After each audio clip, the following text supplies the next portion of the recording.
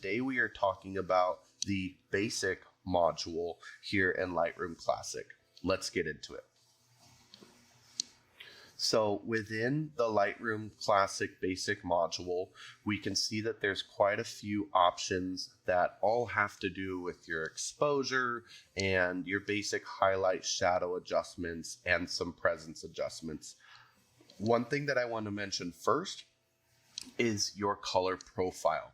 Depending on what camera you're shooting on and what the camera's color profile is, you may need to adjust this, and in some cases you might even need to go and download a third-party color adjustment profile. For my Canon EOS R, I had to go in and actually purchase a different camera profile that matches my camera.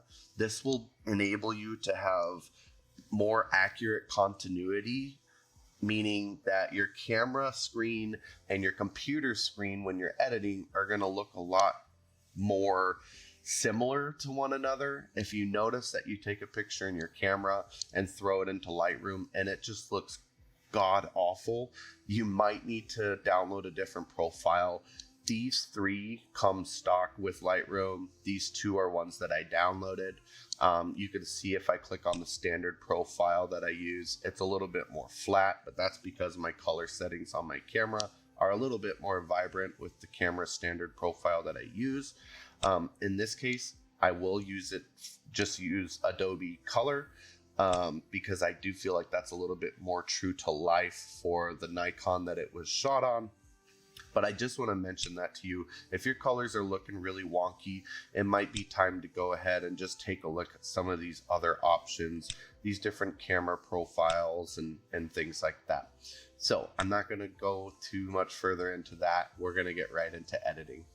So speaking directly to beginners or even intermediate photography editors that seem to have issues in this module, wondering if things are too exposed or underexposed or where that sweet spot is, and you're not quite familiar with the histogram yet, I do want to let you in on a little secret that has really helped me get a baseline for my editing.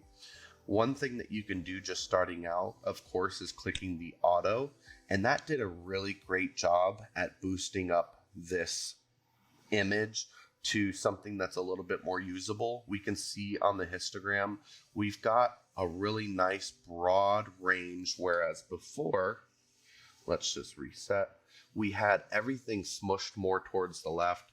This has kind of brought it out a little bit more balanced, but as you can see, this adjusted everything within this module. You have the freedom within this module to actually hold down shift and adjust each slider separately by double clicking on it. That will help you out if maybe you're just having one value that you're just struggling with and you don't really know where to get your baseline. So from here, I'm really happy with the way that this looks, honestly. If I'm looking at my highlights, nothing's blown out.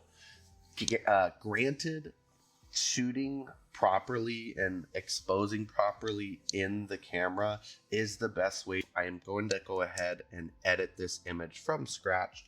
And what I do to start out with is I ignore my temperature and tint, because once I get it properly exposed, I'll be able to see the colors a little bit better.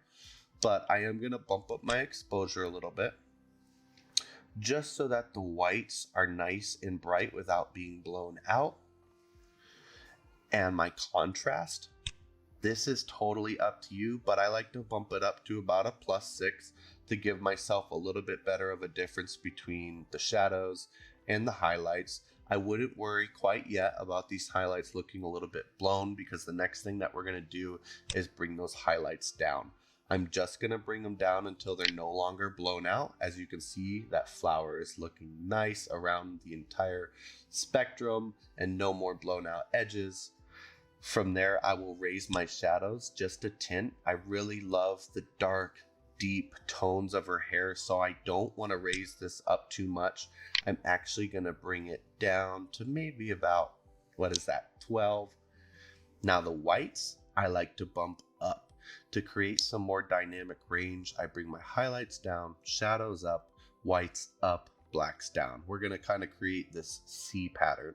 This is completely up to you, but I found that this gives me the best baseline to continue editing from. So we're going to bump up our whites just a tad.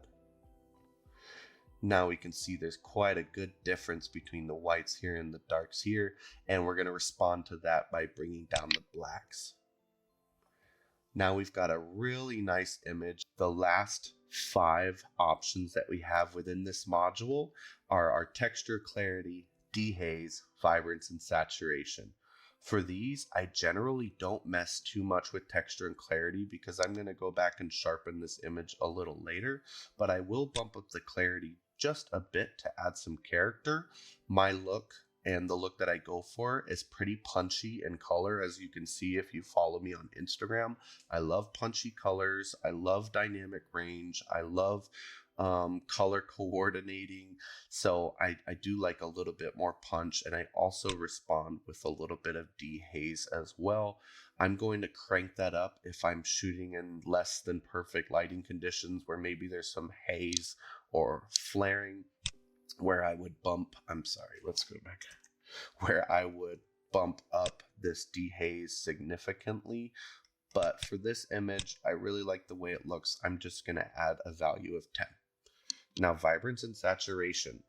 The look that I really enjoy is bringing down saturation to anywhere between -10 and -15, and bringing up the vibrance anywhere between 25 and 45. Just so that you know, saturation increases the value of all color in the image. You can see the shirt, the face, the hair, and the flowers were all affected by that slider. Whereas the vibrance specifically makes a focus on the midtones. So we're going to be looking at the skin tone here, the shirt, and possibly some areas in this background that are affected when I increase this slider. See how mostly just the face and the flowers, that hair is untouched for the most part. So for this, as I mentioned, I'm going to bring this down to about a value. For here, we're going to use a -12, and we're going to bump up this value to about 40. I'm actually going to bring this up just a little bit more. And I really like the way that looks. For me, it gives me a little bit softer of an image. And this is going to be our foundation. This image essentially has been exposure corrected. I do like the way it looks, and you could possibly just send this image out and it's a great image. But in part 2, we're going to talk about a couple of other things with calibrating the colors and making lens corrections. So go ahead and click on the next video in this playlist if you're ready to get into some more creative edits. But right now, you have a great foundation to start your creative process. Thank you guys, and I'll see you in the next video.